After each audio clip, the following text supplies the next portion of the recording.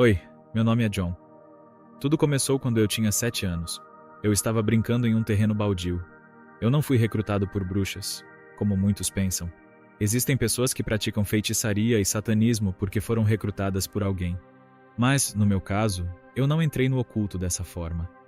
Minha primeira iniciação no ocultismo aconteceu quando um colar caiu do segundo céu. Um colar com as 7 potências das trevas, conhecido como Podência.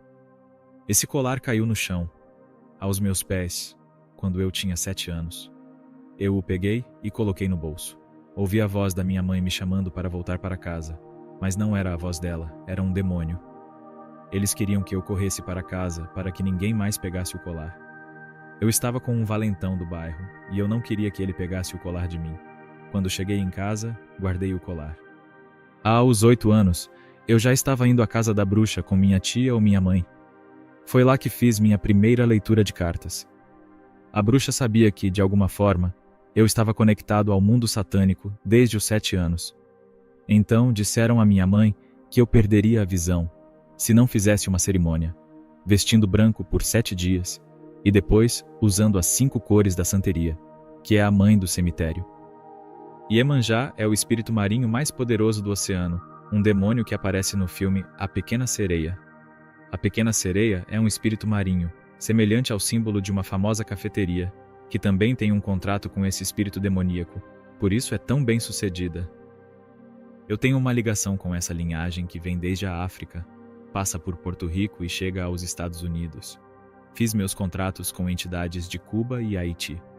Cuba é a terra-mãe da feitiçaria, e Miami é um dos lugares onde a prática da santeria é forte, pois muitos cubanos acreditam nisso. Nos Estados Unidos, eles legalizaram a matança de animais em rituais de feitiçaria. A bruxaria precisa do sangue dos animais para sobreviver. Sem isso, eles não têm poder. Às vezes, há sacrifícios humanos, mas não é pelo poder, e sim para desafiar a Deus, mostrando que eles também podem tirar uma vida. Aos 8 anos, quando fiz minha primeira leitura de cartas e passei pela cerimônia, perdi toda a minha infância. Tudo começou porque meu pai era um bruxo. Tenho uma tia que ainda é bruxa. Ela não gosta que eu diga isso, mas é a verdade. Ela se vingou pela morte do pai. Escute bem, meu irmão, o que eu digo aos cristãos esta noite. Ou você está dentro ou está fora. Você não pode servir a 2 senhores. Não pode viver no natural e não querer viver no espiritual. Porque veja, meu avô, o pai do meu pai, era cristão, mas tinha uma maldição geracional de alcoolismo. Ele era alcoólatra e não conseguia se livrar desse demônio. E porque ele não conseguiu se livrar desse demônio, um dia ele se envolveu em uma discussão com a feiticeira da cidade, e a feiticeira disse a ele: "Eu vou te matar, você vai ver, e seu Deus não pode fazer nada a respeito."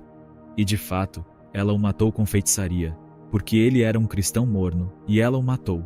E foi assim que a linhagem começou na minha família, porque minha tia se envolveu com a feitiçaria para vingar a morte do pai. E então, quando viemos para os Estados Unidos, trouxemos a feitiçaria para cá. Foi através das mulheres do lado da família do meu pai. E foi assim que essa maldição geracional caiu sobre mim. Por 30 anos, mesmo aos 8 anos de idade, quando comecei a fazer cerimônias, comecei a ver demônios em casa. Aos 8 anos, eu estava indo à igreja demoníaca, sentado lá das 7 da noite até às 5 da manhã. Pense nisso, das 7 da noite até às 5 da manhã. Isso é o que eles chamam de vigília, na igreja deles. Mas a gente não faz mais vigília hoje em dia. Não fica mais acordado à noite por Jesus. Na igreja demoníaca, ficávamos acordados a noite inteira para o diabo. Eu tinha 8 anos, perdendo sono a noite toda, ficando acordado para o diabo na igreja demoníaca, sendo treinado. Essa é a coisa. Na igreja demoníaca, eles treinam as pessoas para terem olhos espirituais. Eles ensinam guerra espiritual. Ensinam como se conectar com demônios que têm diferentes poderes, diferentes contratos, diferentes pactos que vêm do mundo demoníaco, porque eles copiam tudo o que a igreja faz. Nós falávamos em línguas demoníacas, caíamos para trás no espírito, como vocês fazem. A única diferença entre eu e eles agora é que eu tenho a presença de Deus. Eles não têm isso. Eu carrego a presença de Deus, eles não carregam, e é por isso que eles não têm poder sobre mim. Mas tudo o que faziam, eu fazia também. Aos 7, 8 anos de idade, eles já estavam me ensinando como fazer contratos com demônios. O que são espíritos em cemitérios? Quais são os espíritos marinhos nos oceanos, rios, montanhas? E como se conectar com esses demônios? Quais demônios estão no segundo nível de guerra espiritual, no segundo céu? Quais são os demônios principais? E os demônios no primeiro céu? E os espíritos territoriais na terra? Você começa a fazer contratos, começa a entender os padrões e ciclos da feitiçaria, como fazer feitiços, como tomar controle sobre uma região, sobre as pessoas, como fechar igrejas. Nós éramos tão organizados, tão comprometidos com o trabalho demoníaco, a feitiçaria que eu fazia nas pessoas, o sangue de animais, os sacrifícios de animais, gritando a noite toda, bebendo o sangue, cortando a cabeça de bodes e depois lambendo o sangue da cabeça do bode enquanto ele ainda estava vivo. Você deveria ver os olhos do bode. Eu cortava a mim mesmo e bebia meu próprio sangue, bebia meu sangue e depois sentava ao lado de um caldeirão, completamente nu, a noite toda, falando com o diabo. O diabo aparecia, a aura da presença desse monstro aparecia e falava comigo na minha consciência a noite toda, enquanto nós não conseguimos ficar 1 hora na igreja falando com Jesus. Eu também aprendia a projetar meu corpo astralmente. Sabia como deixar meu corpo e projetar minha alma.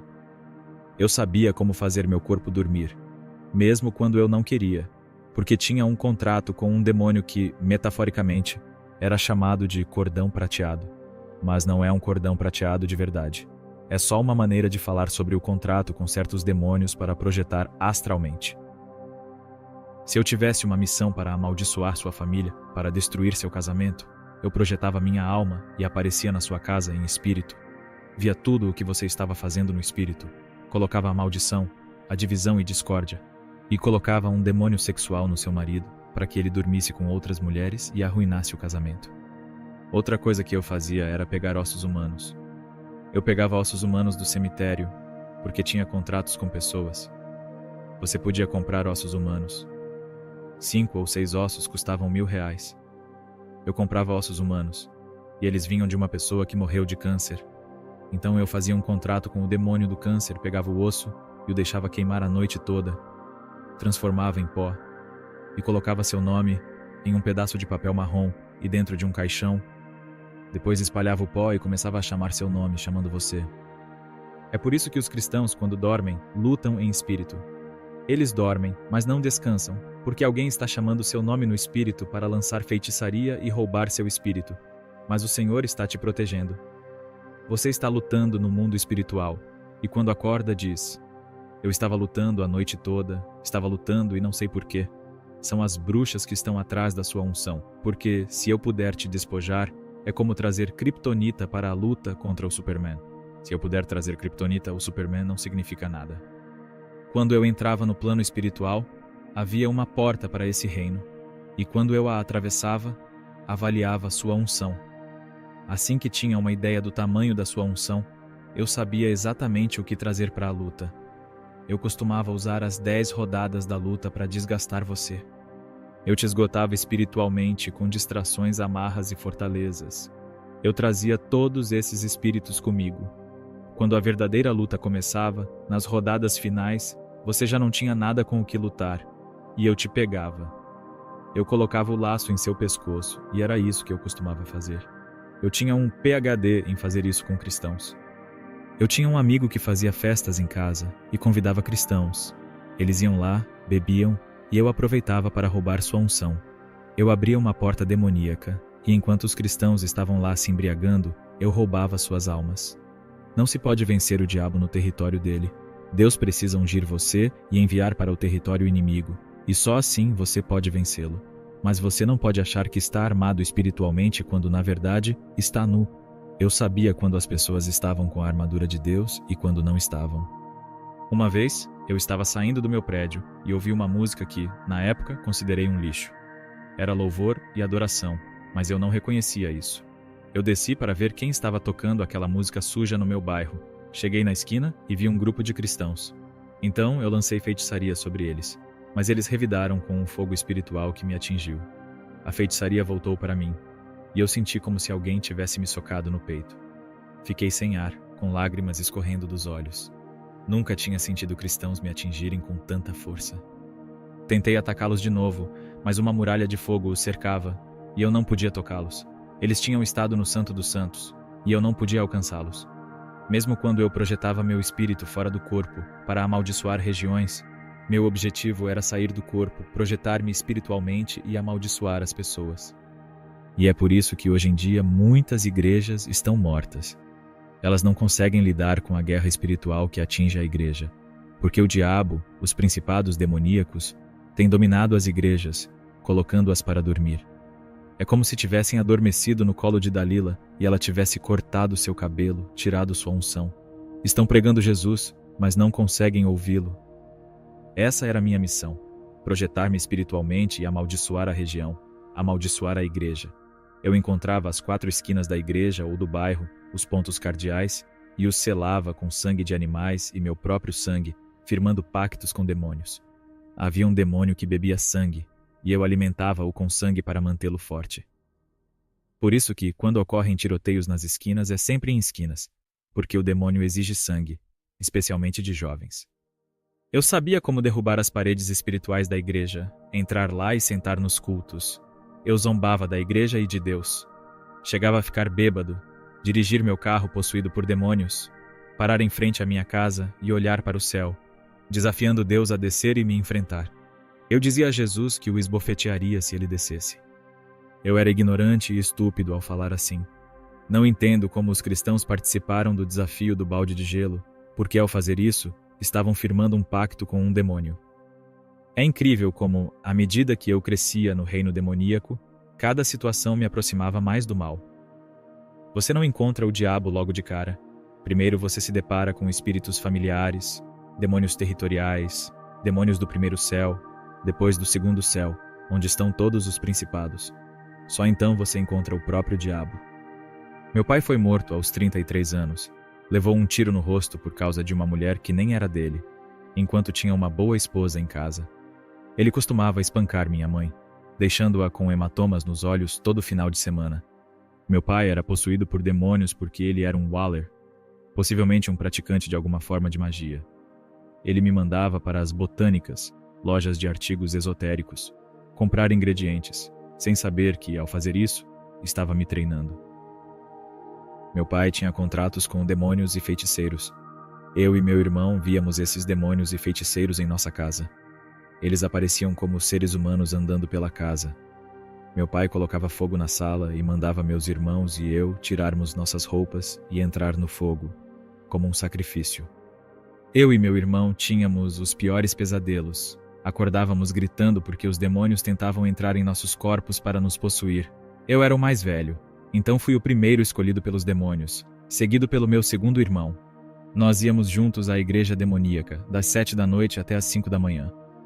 Meu irmão Jimmy era transgênero, homossexual e bissexual, e casado com uma mulher. Além disso, ele era um feiticeiro. Eu me casei no Halloween, em um casamento demoníaco. Ninguém foi ao meu casamento, mesmo com a lista de convidados.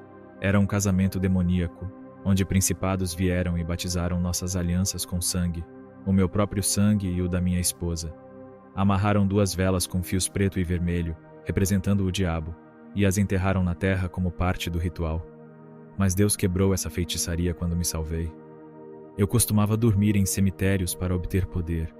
Vejo cristãos dormindo sobre túmulos para tentar obter a unção daquela pessoa. Tudo o que conseguem é atrair demônios para seus corpos. Como é que imitamos a feitiçaria e não somos capazes de ser autênticos? Mesmo em um casamento demoníaco, bebendo sangue, matando animais e casando no Halloween, o Halloween continua sendo a festa mais diabólica de todas. Perdi muitos anos com minha filha, dos 2 aos 11 anos de idade. Eu a introduzi ao lado sombrio, fiz cerimônias em santeria para que, se eu não pudesse terminar o que comecei, ela pudesse. Minha filha foi dedicada ao lado sombrio, vestida de branco por 365 dias, como uma noiva, e por mais 5 dias, porque o contrato com o demônio incluía esses 5 dias. Quando vendi minha alma ao diabo, tive o número 21 marcado na minha carne. Naquela noite, 17 pessoas venderam suas almas. Houve gritos, e o diabo veio para pegar as almas e o sangue. Eu vendi minha alma naquela noite. A única pessoa que ficou de pé, mesmo com a perda de sangue, fui eu. Quando você perde sangue, fica fraco e desmaia. As pessoas desmaiavam, mas eu fui o único que permaneceu de pé. Aqueles que estavam lá eram homens endurecidos, que tinham estado na prisão, pessoas duras das ruas. Todos venderam suas almas naquela noite, mas eu fui o único que ficou de pé durante todo o processo. Naquela noite, sacrificamos cerca de 200 animais, e a única pessoa que permaneceu de pé fui eu. Você ouvia os gritos dos animais como nunca tinha ouvido antes, porque os demônios vieram beber o sangue. O sangue estava no chão, e você tinha que dormir sobre ele, no concreto, para terminar seu contrato. De manhã, os demônios se manifestavam em seu corpo. Eu passei por todo esse processo e fui o único que teve o número 21 marcado na carne. Esse número 21 me levou para o lado sombrio. O feiticeiro que estava presente veio diretamente de Cuba. Ele era o braço direito de Fidel na feitiçaria, mas fugiu de Cuba disfarçado de mulher, após uma briga.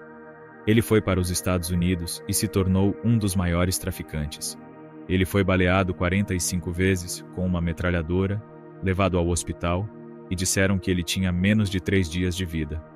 Mas o diabo disse que ele morreria quando ele quisesse, e 3 dias depois, ele saiu do hospital como se nada tivesse acontecido. Eu tinha amigos que, quando possuídos por demônios, falavam espanhol. Conheci meninas de 8 ou 9 anos que, ao serem possuídas, levitavam, ficando suspensas no ar. Os demônios entravam nos pés delas, pois no mundo da feitiçaria, os demônios podem entrar no corpo de 2 maneiras: através dos pés, quando você entra descalço em uma igreja demoníaca, ou através da cabeça, onde os principados se instalam. Eu tinha minha cabeça raspada e me vestia de branco por 365 dias, mais 7 dias, pois o número 7 é o mais poderoso em santeria. Mesmo quando entreguei minha vida ao Senhor, nos meus primeiros anos como cristão, tive um sonho em que Iemanjá, um espírito marinho, saiu do oceano e tentou me convencer a voltar para a feitiçaria. Lembro que no sonho, ela me ofereceu uma falsa paz que parecia o Espírito Santo, mas não era. Ela estava falando e disse: "Você não se lembra dos dias que passamos juntos? Você não se lembra de quanto eu te amava? Uau, você não se lembra de todas as coisas que fiz por você? De como cuidei de você e o nutri no reino espiritual? Por que você iria querer deixar isso? Por que você iria querer nos deixar? Nós te amamos tanto. Sentimos sua falta, John. Volte, volte." E eu disse: "Não, eu acho que não posso voltar. Não consigo me imaginar voltando." Eu estava conversando com esse demônio no meu espírito à noite, mas ela me tirou do meu espírito e me levou ao oceano para conversar comigo. Foi um momento extremamente satânico na minha vida. Meu segundo momento satânico foi quando eu ainda era adorador do diabo e estava dividido entre 2 mundos. Meu irmão estava entre Jesus e o diabo, e eles me convocaram para uma reunião. Havia cerca de 21 pessoas nessa reunião, e o diabo apareceu nela. Eu estava sentado na reunião, mas não queria estar ali porque sentia que estava sendo atraído para Jesus. Todos estavam sentados, e o diabo apareceu por volta das 12 horas. Ele captou uma pessoa chamada médium e entrou no corpo dessa pessoa. O diabo olhou para mim e disse: "Meu filho, como você está?" Em línguas demoníacas. Eu não vou repetir o que ele disse, mas em línguas demoníacas ele perguntou como eu estava. Eu respondi: "Estou bem." A expectativa era que eu respondesse de volta em línguas demoníacas. Nós nos entendíamos. Eu sabia o que ele estava me dizendo, e ele sabia o que eu estava dizendo a ele. Ele então perguntou: "Você sabe por que Deus me expulsou do céu?" Eu respondi: Não sei por quê." Ele disse: "Porque ele estava com ciúmes de nós, e por isso me expulsou do céu." Eu não tinha nada a dizer naquele momento. Então ele disse: "Ok, vou deixar você pensar nisso. Eu estou saindo agora, mas voltarei e conversaremos novamente." Naquela noite, quando fui dormir, Jezabel se deitou na minha cama. O diabo queria que eu fosse a 4 ou 5 clubes por noite em busca de cristãos.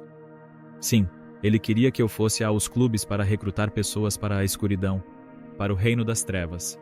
Eu recrutava pessoas para o reino da adoção, mostrando a elas como abrir as portas espirituais. Eu dizia: "Tenho algo muito misterioso para te contar." E quando elas perguntavam o que era, eu já tinha aberto uma porta espiritual. Quando bruxas vinham até mim e diziam que tinham algo para me contar, eu dizia: "Deixe-me te contar a minha história primeiro.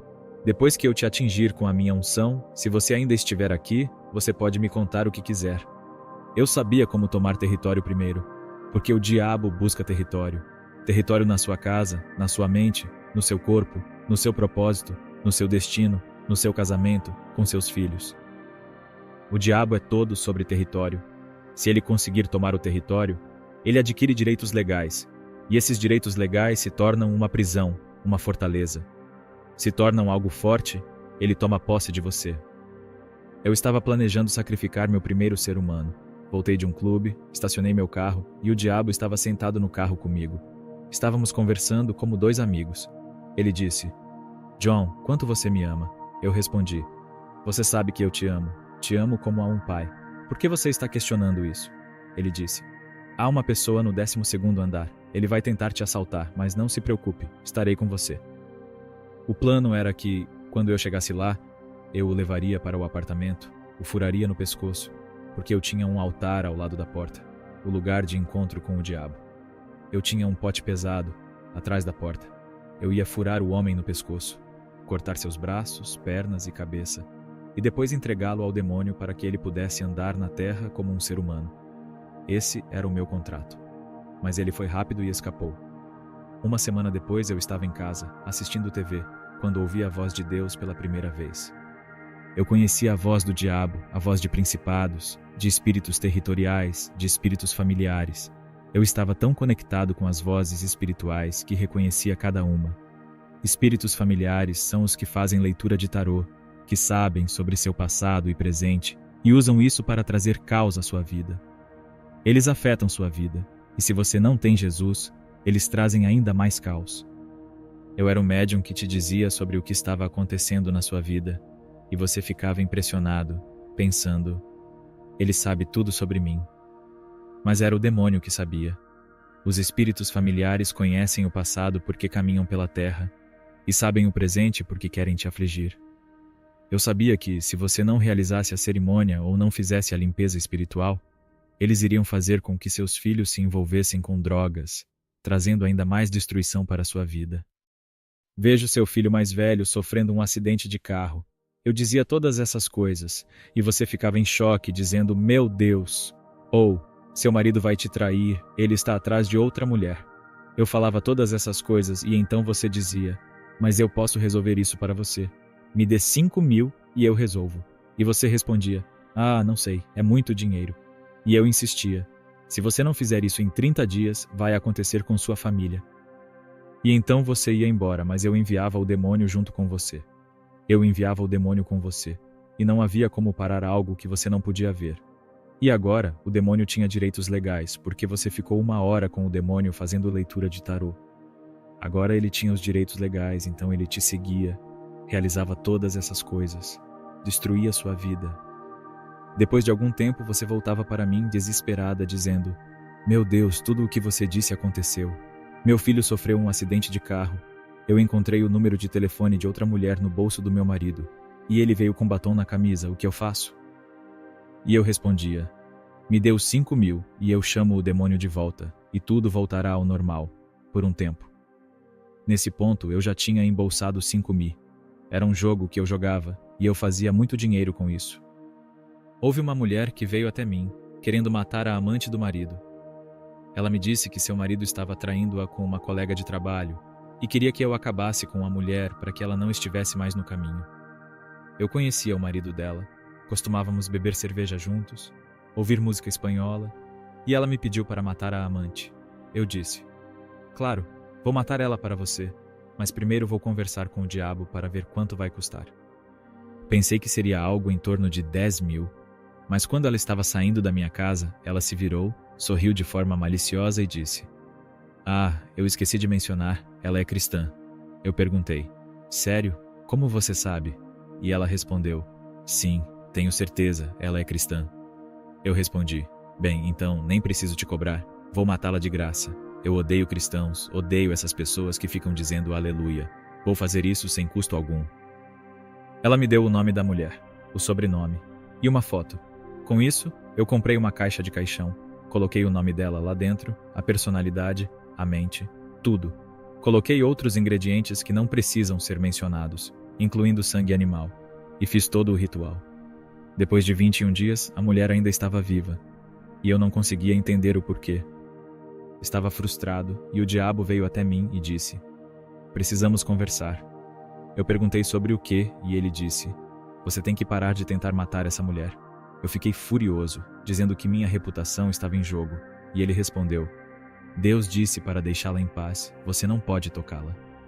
Eu nunca a conheci, mas talvez ela tenha cometido algum pecado por ignorância, e mesmo assim, Deus a protegeu. Graça e misericórdia a cobriram, e Deus não permitiu que eu a matasse. Havia também um cara que apareceu na minha porta uma vez. Eu tinha um Yorkshire, um cachorro pequeno, que minha filha me deixou para cuidar enquanto ela e a mãe viajavam. Acabei me apegando ao cachorro, e depois de 3 semanas, quando vieram buscar o cachorro de volta, eu disse: "Esse cachorro agora é meu." Eu alimentava o cachorro com McDonald's de manhã e à noite, e ele se apaixonou por mim. Onde eu morava havia um grupo de segurança comunitária que patrulhava a vizinhança. Um dia, 4 caras da segurança vieram à minha porta. 3 deles disseram: "John, estamos com ele, mas não estamos realmente com ele. Sabemos quem você é." Eu tinha a porta coberta de sangue animal, porque eu matava animais e espalhava o sangue pela porta para proteção. Eles sabiam que eu era um adorador do diabo e não queriam problemas comigo.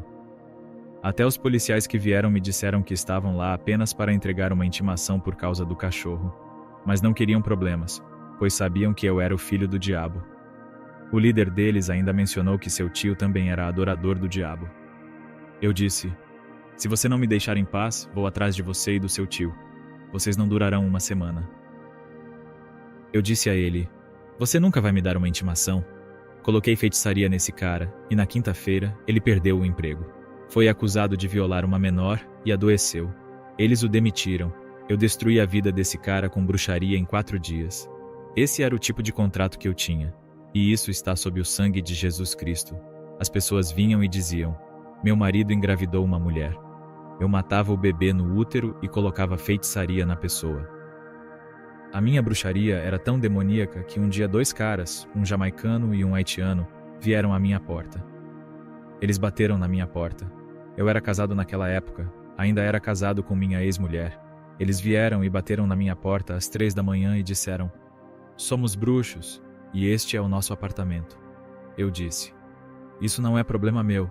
Eu aluguei de uma senhora. Eu tenho o contrato." Eles disseram: "Ela inventou esse contrato, ela alugou de nós e ela está recebendo o aluguel, mas não está nos pagando. Queremos que você saia deste apartamento porque vamos fazer bruxaria." Eu disse: "Sério? Vocês sabem quem eu sou?" Eles responderam: "Não nos importamos com quem você é." Eu disse: "Eu sou o filho do diabo, e o diabo me favorece, o diabo me ama, e vocês vão pagar um preço por isso." Coloquei feitiçaria neles. Coloquei feitiçaria na senhora e eu vivi 1 ano inteiro sem pagar aluguel. Ninguém veio pegar o aluguel. Eu os destruí todos. Depois de 1 ano sem pagar aluguel, eu disse à minha esposa: "Vamos sair daqui, porque ninguém vai vir pegar o aluguel. Então vamos encontrar outro apartamento." Quando saí na rua, encontrei a senhora. Ela tinha perdido a sanidade, estava coletando garrafas de refrigerante nas ruas. Estava sem teto. A feitiçaria que fiz para ela a deixou assim. Eu fiz uma armadilha, coloquei feitiçaria em meu irmão e ele foi preso por 5 anos. Coloquei feitiçaria naqueles 2 caras. Um deles foi decapitado. Eu colocava feitiçaria nas pessoas só para ver o que acontecia. Eu ia a UTIs e tirava a morte de uma sala e colocava em outra, só para outra pessoa morrer, por diversão. Eu colocava pessoas no hospital psiquiátrico. Eu sabia como roubar a mente de uma pessoa e colocá-la lá, para que perdesse a sanidade. Eu colocava feitiçaria nas pessoas só para praticar minha bruxaria, para garantir que minhas habilidades estavam afiadas, para garantir que meu contrato com o Reino das Trevas estivesse forte. Eu fui a funerais de bruxas que morreram. Havia uma bruxa de alto nível que o diabo disse para ela: "Eu não amo mais a sua parceira, se livre dela." Ela respondeu: "Eu a amo, não posso me livrar dela. Por que eu faria isso?" Ela era lésbica. E ela disse: "Eu não posso me livrar dela, eu a amo." Sabe o que o diabo fez? Possuiu um homem sem teto, fez o homem pegar um martelo e bater na cabeça da mulher 17 vezes até matá-la. Matou a amante dela, e a mulher que desobedeceu ao diabo contraiu AIDS. O diabo fez isso para que ela morresse. Ela foi fazer todos os testes, e todos os testes deram negativo, mas ela morreu. E quando fizeram a autópsia, Descobriram que ela tinha AIDS em estágio avançado, mas nunca apareceu nos testes. Em 1997, eu queria tirar um ano sabático porque queria ser um bom pai pela primeira vez. Eu disse: vou ser um bom pai para a minha filha. Minha filha merece um bom pai. Meu pai não foi ninguém. Meu pai não me levava ao parque, não me comprava uma bicicleta, não me levava ao estádio, nunca me comprou uma bola. Eu disse: por que eu deveria ser assim? Vou ser um bom pai para a minha filha. Vou me esforçar para ser um bom pai para ela. O diabo tirou minha visão por um ano. Fui registrado na comissão dos cegos como punição por querer tirar um ano sabático da bruxaria. Fiquei completamente cego. Eles estavam me treinando. Eu tive que andar com um cão-guia. Eles estavam me treinando para aprender a usar dinheiro como uma pessoa cega. Um ano depois, eu dediquei minha vida ainda mais ao diabo e minha visão voltou. Em outubro de 1999, eu tinha uma lista de alvos. Eu era um matador no mundo espiritual. Eu tinha uma lista de pessoas que ia eliminar com bruxaria. Uma manhã, eu voltava de trazer pessoas do lado das trevas, dos clubes, e me sentei, e Deus disse para mim, o Senhor Jesus Cristo disse: meu filho, estou voltando em breve. O que você vai fazer com a sua vida? Aquela voz era audível, tinha paz, mas também tinha autoridade. Naquela voz, eu me sacudi. Eu conhecia a voz de todos os demônios, de todos os espíritos territoriais, de todos os espíritos familiares. Eu conhecia todas as vozes, tinha todos os contratos que você possa imaginar. Mas, quando ouvi aquela voz, ela tinha uma autoridade e uma paz indescritíveis. Eu sabia que era uma nova voz. Pensei, essa deve ser a voz de Jesus. Eu não conseguia acreditar, não conseguia me livrar daquela sensação. Tentei deixar para lá, mas não consegui. Uma semana depois, sentei na minha cama e pela primeira vez estava deprimido, oprimido. Eu não sabia o que fazer comigo mesmo. Pensei até em me matar.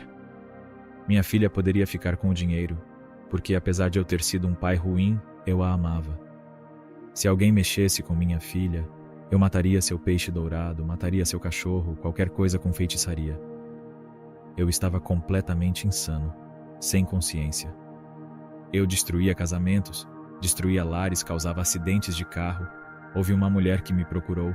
Ela havia roubado $20 mil de uma loja de calçados e estava com medo de ser presa. Ela me pediu ajuda para sair dessa, e eu disse: me dê $10 mil e eu resolvo. Fiz feitiçaria para os advogados envolvidos, eles sofreram acidentes de carro, eu os confundi, e a mulher nunca passou um dia na cadeia, mas ela se tornou prisioneira do diabo no mundo espiritual. Seja qual for a porta que você abra para o diabo, ele vai cobrar. Eu estava sentado na minha cama, confuso. Então, fui à igreja. E é isso que a igreja não está preparada para ouvir. Não estou glorificando o diabo, eu o odeio. Odeio a feitiçaria, odeio o lado sombrio.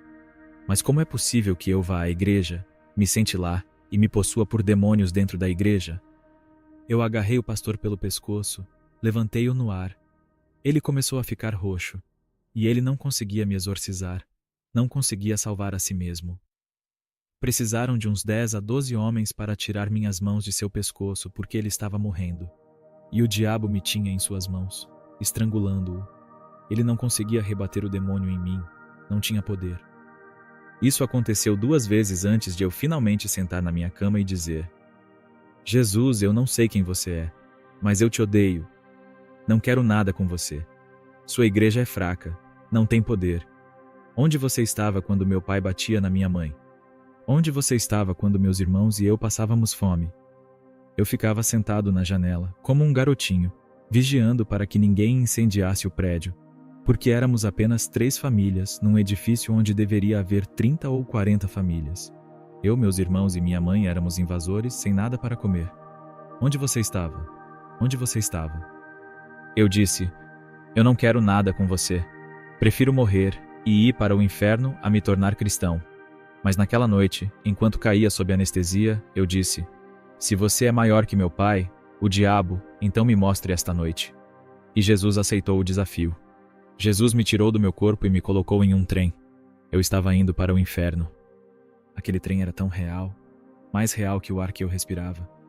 Jezabel estava no trem, me chamando de traidor. O trem ia tão rápido, algo que nunca vi na terra. A velocidade era incrível. E as pessoas no trem? Você não conseguia ver seus rostos, mas via o medo neles. Eles sabiam que estavam indo para um lugar de onde não voltariam.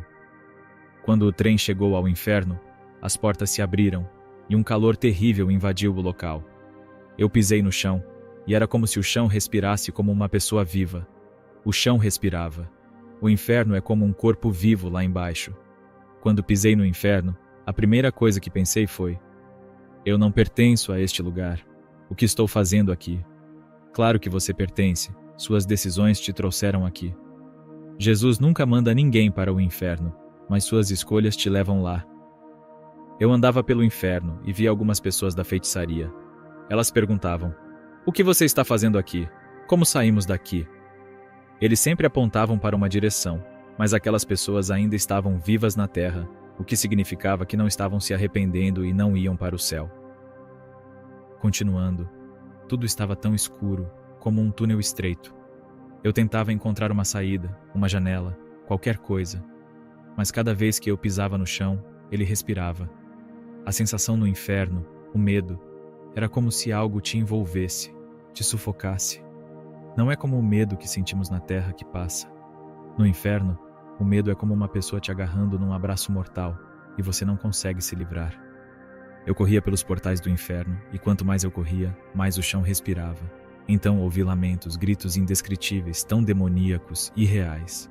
E você sentia coisas no rosto, uma sensação de desespero tomando conta. Enquanto eu caminhava pelos portais do inferno, o diabo apareceu. Ele disse: John, eu te amo. Você é meu filho. Desde os 8 anos de idade, você é meu filho. Por que está me deixando?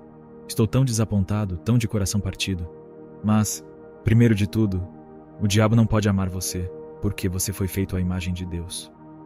Você foi criado à imagem de Deus. Eu disse: eu não sei o que fazer. Ele estava falando comigo e eu estava tão confuso. Por que estou aqui? O que estou fazendo aqui? Eu não sei o que fazer. Não vou te deixar. Eu prometo que não vou te deixar. Só preciso organizar meus pensamentos. Ele respondeu: você está me deixando. Eu sei que você vai me deixar. Por que faria isso? Cometi um erro. Eu te ensinei todos os segredos do reino das trevas, os padrões de como prender os humanos. Eu criei todas essas religiões para aprisionar as pessoas e te conduzir ao lado sombrio. Eu deixei você fazer contratos com demônios e principados e te preparei desde os 8 anos de idade. Eu te protegi de pessoas que queriam te matar e te ferir. Estive sempre ao seu lado, você me deve isso. Não me deixe. Eu disse: mas eu sei. E então ele tentou me agarrar. Ele disse: eu tenho que te pegar porque preciso te destruir. Por mais que isso me machuque, eu tenho que te destruir, porque você se voltará contra mim e contará às pessoas sobre mim. Eu disse: não, eu não farei isso. Quando ele foi me agarrar, a cruz de Jesus Cristo apareceu. Como uma cruz de 3 pés poderia estar lá no inferno, enquanto eu estava de shorts e camiseta? Quando o diabo tentou me agarrar, a cruz o interceptou. Ele caiu ao chão como se nada fosse. Aproveitei a oportunidade e fui em direção às partes mais profundas do inferno. Os túneis eram curvos, e eu tentava encontrar uma saída. Então, senti algo ainda mais maligno se aproximando. Era ele novamente, com seus chifres aparecendo. Ele estava com uma aparência que lembrava alguém que tomou sol em excesso na praia, com uma coloração estranha. Ele me disse: eu vou te destruir. Por mais que me machuque, eu preciso te destruir. Eu não quero que seu espírito volte ao seu corpo. Preciso te matar. Quando ele tentou me agarrar novamente, eu pedi: não me mate ainda, deixe-me te mostrar algo. Mostrei as marcas que estavam em mim e disse: isso vai te matar se você me tocar. Ele respondeu: tolo, esse é o meu contrato. Eu te possuo, por isso te dei esse contrato.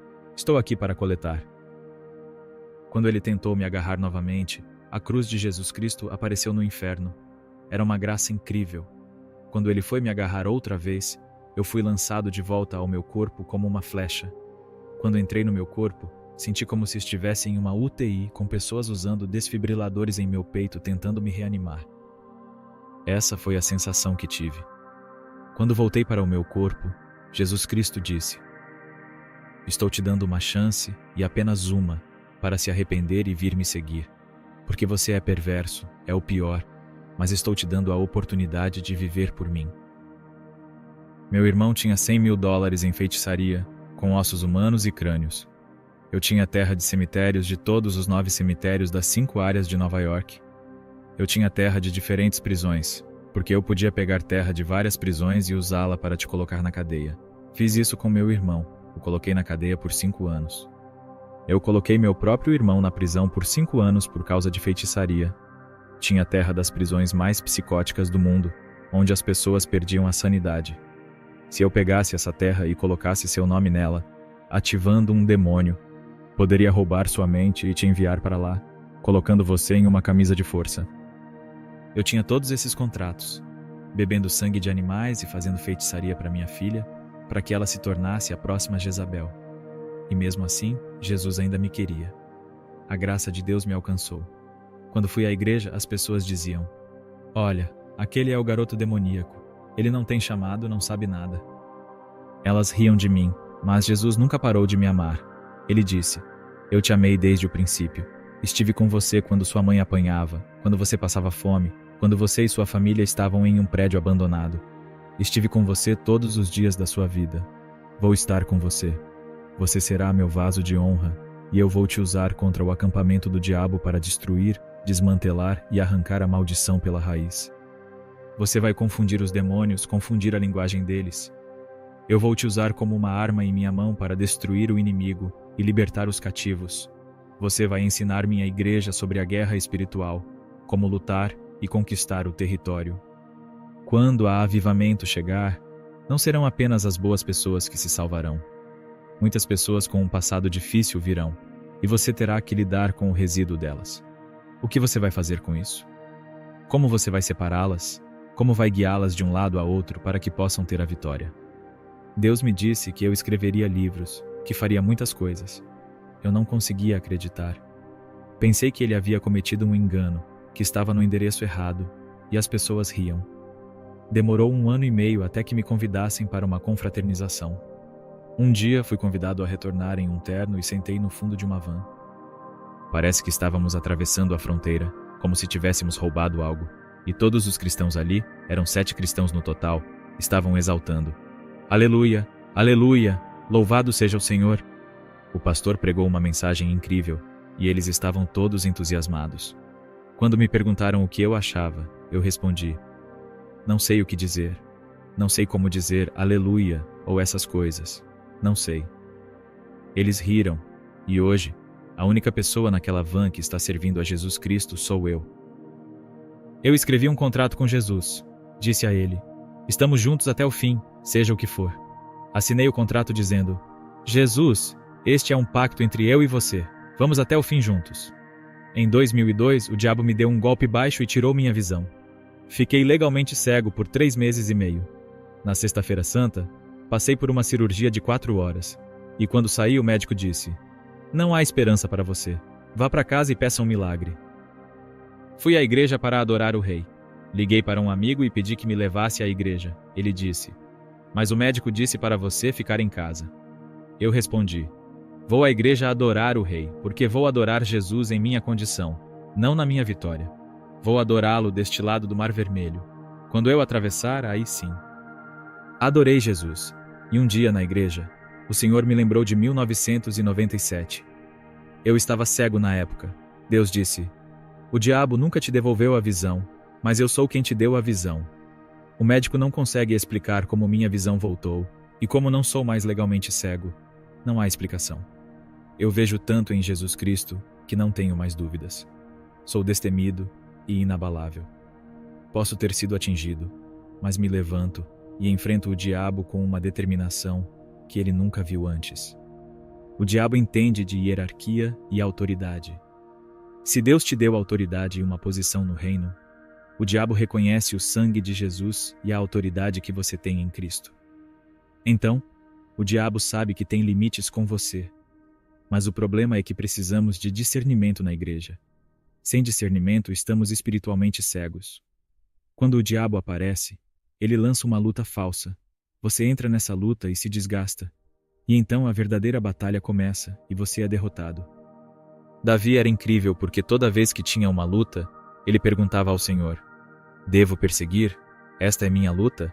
Ele sabia que se Deus não fosse à frente, ele não iria. Hoje os cristãos não têm mais discernimento. Temos Jezabel na primeira fila, pessoas possuídas e atormentadas, e cristãos tomando medicamentos para doenças mentais. Uma mulher veio alguns anos atrás dizendo: "Estou doente e morrendo. Os médicos disseram que tenho menos de 6 meses de vida." Eu perguntei: "O que Maomé fez por você? O que seus ídolos fizeram por você?" Ela respondeu que os médicos disseram que não havia mais esperança e que ela deveria ir para casa e se despedir da família. Eu disse: "Meu Jesus pode salvar sua alma e curar seu corpo. Você quer?" Ela respondeu que sim. Eu disse: "Diga sim para que possamos derrotar esse demônio." Ela aceitou Jesus e o demônio foi derrotado como uma pinhata em uma festa mexicana, com as bênçãos saindo de dentro dele. Quando ela voltou aos médicos, eles disseram: "Você não tem mais sinais de câncer."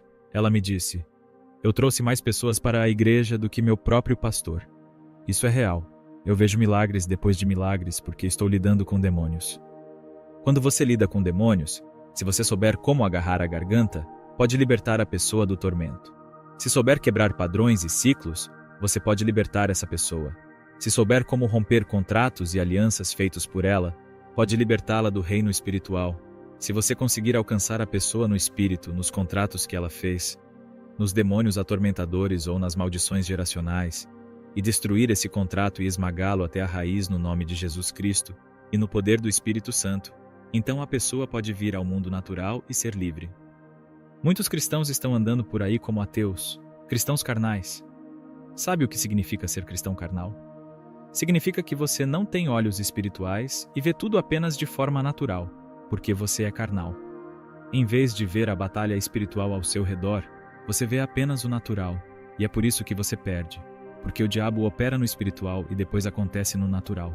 A Bíblia diz que você deve adorar a Jesus Cristo em espírito e em verdade, e se você não consegue entrar nisso, não tem como vencer a batalha.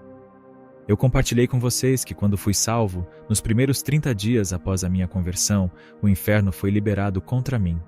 As bruxas de Miami, Haiti, Cuba e Nova York vieram contra mim.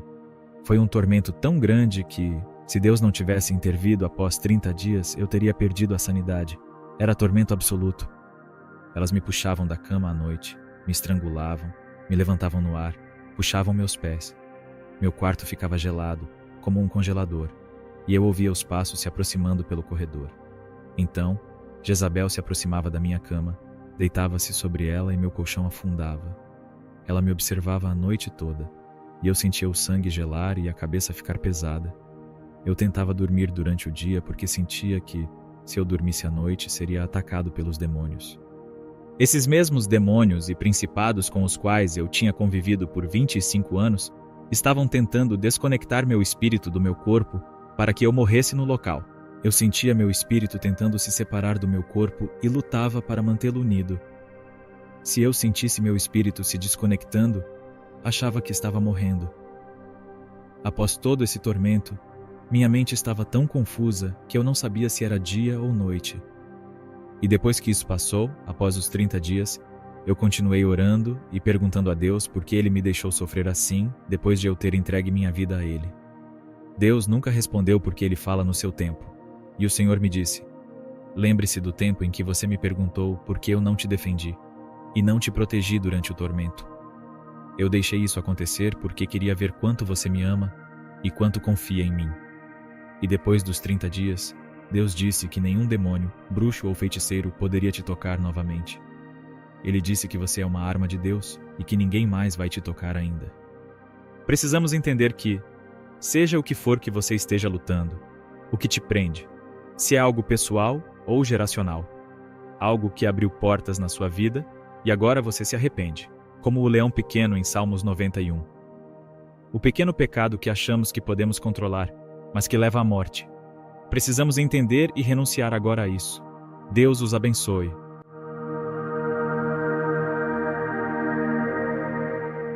Mesmo após confrontar o diabo no próprio inferno, John foi poupado pela graça de Deus. Ele voltou ao seu corpo, decidido a seguir uma nova vida. Porém, a transição não foi fácil. Enfrentou escárnio e descrença dentro da própria igreja, onde foi tratado como um pária. Ainda assim, sua fé foi se fortalecendo, e ele percebeu que sua experiência passada não era um erro, mas parte de um plano divino para usá-lo como instrumento contra as forças do mal. Hoje, John não é apenas um sobrevivente, mas um guerreiro espiritual. Ele escreve, prega e compartilha sua história com outros, alertando sobre os perigos do ocultismo e ensinando a igreja a lutar contra as trevas. Sua vida, antes consumida pela feitiçaria, agora brilha como um exemplo de redenção e do poder transformador de Jesus Cristo. Ele é um testemunho vivo de que, não importa quão profundo alguém tenha caído, a graça de Deus é capaz de alcançar, resgatar e transformar qualquer alma perdida. Sua missão agora é desmantelar o reino das trevas, libertar os cativos e ensinar outros a se armarem espiritualmente, para que possam enfrentar as batalhas que virão.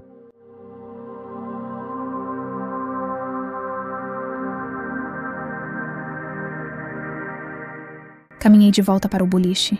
Cada passo parecia um peso insuportável. Quando finalmente cheguei, encontrei minha amiga e o outro rapaz, como se nada tivesse acontecido. Entrei chorando, com o corpo ferido e a alma em pedaços. Minha amiga, sem acreditar no que eu contava, insistia que tudo havia sido consensual, me deixando ainda mais sozinha naquela dor. Quando precisei fazer o parto, uma imagem devastadora ficou gravada na minha mente para sempre. O bebê, ainda tão pequeno, estava ali, em um frasco. Aquele momento me destruiu completamente. A partir dali, perdi toda a vontade de viver, entrando em uma espiral de autodestruição. De repente, fui transportada para o céu. Me vi sentada em um banco de parque, mas esse banco era diferente de tudo o que eu já havia visto antes. Ele era feito de detalhes dourados, de uma beleza indescritível. Então, do nada, uma menina e um menino vieram correndo em minha direção. Se você se sentiu tocado por este testemunho e quer assistir esta história e mais histórias como esta, não deixe de se inscrever em nosso canal. Aqui, compartilhamos experiências poderosas que podem transformar vidas e fortalecer a fé. Clique no botão de inscrição, ative o sininho para receber notificações e junte-se à nossa comunidade de fé e esperança.